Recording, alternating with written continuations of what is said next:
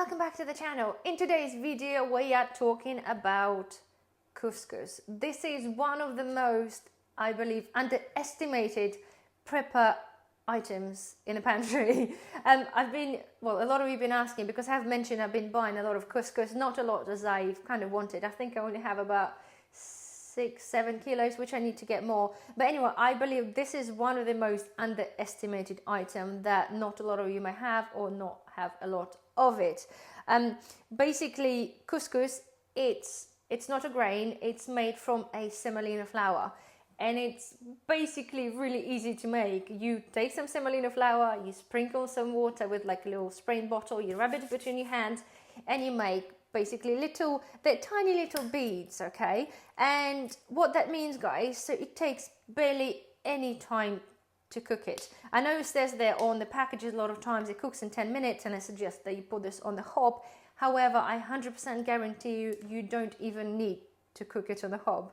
And one of the things that I think is so great, because we know we're all preparing for whatever we're preparing for, and nobody knows what's going to happen. And of course, guys, we buy rices, we buy beans, we buy peas, but especially beans, it takes a long time to cook it. And of course, beans are full of nutrients, full of everything that we need, and we can survive in beans and rice for a very long time alone. However, you have to soak the beans and then you have to cook them, as I said, for a really, really long time. However, with the couscous, you kind of eliminate all this preparing process. So if we're in a situation when we are, say, don't have electricity for a short amount of time, and you want to be able to have something quite filling, and you don't want to waste your gas or any sort of things that you're cooking on, then this is a really perfect opportunity to have something, and it's ready literally in about 7 to 10 minutes, but literally just with the boiling water. So what I'm going to do is just quickly tell you the couscous, because one of you and some of you might think that this is not quite as nutritious as beans and peas and rice. Of course, it potentially is not, and it's not as calorific.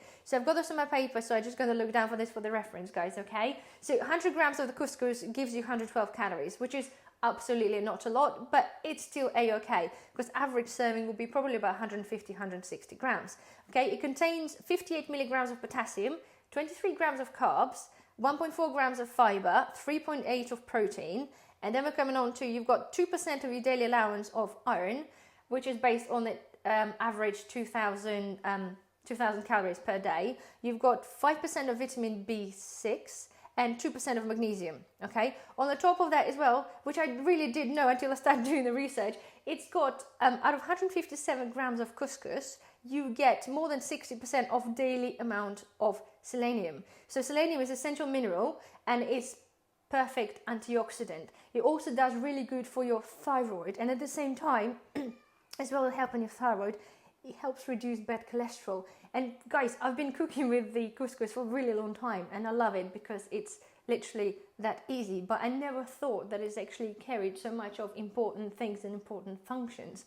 So basically, yes, to me, this is an absolute must, and I will make sure now that I will certainly buy more and more of that, because again, it'll pretty much indefinitely, okay, if you store this correctly. I've got 2 of the bigger jars stored in my sort of medium storage pantry, and then I have I think of 5 kilos that is put away in a mylar bag with an oxygen absorber. You might think, well, what do you do with that? Well, to be fair, it's pretty much the same principle as rice, although rice, obviously you boil rice. This is, you just put some boiling water, put in the container, put the lid on, you leave it, and it's going to be ready when it's soaked in all the water.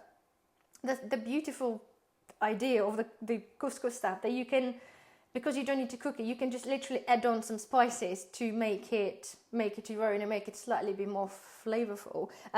What I do and how I cook couscous, apart from, you can make different salads, but guys, I will do a different, I will do the recipe in the recipe part of the channel for the couscous, for something a little bit more elaborate. But if you're serving couscous on the side of something, the suggestion, guys, is I've bought, right, and it's really, really good, the old Indian couscous seasoning, which is basically a mixture of seasoning and herbs and spices. So all you have to do when you do your serving of couscous, you put a couple of tablespoons of that, and then you put the hot water on the top.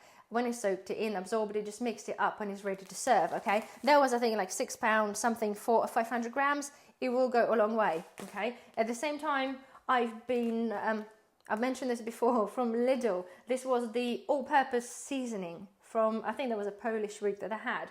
And I bought 2, they were $1.99 on sale, and the other day I popped in, I bought another 3, and they're 1 kilo. So 1 kilo for $1.99, that was pretty good. And it's got, like, apart from all the other bits and bobs, you've got 15% of dried vegetables, and the whole value for $1.99 for 1 kilo of pure seasoning that you can use in any other recipes. I thought that was amazing. So I bought 3, I think I have 5 kilos in total, and I'm still thinking, do you know what? With the amount of rice and beans and everything else that we store, I think 5 kilos of that spice potentially maybe not enough, because you're going to need like a couple of tablespoons per portion. So technically you could go through this a lot if you eat a lot of rice and a lot of sort of bland food. So something that I'll consider buying again if they still have them. Anyway, so this is literally as simple as of adding it on, and it cooks with it. It just bakes with it, and not bakes, but steams with it under the lid.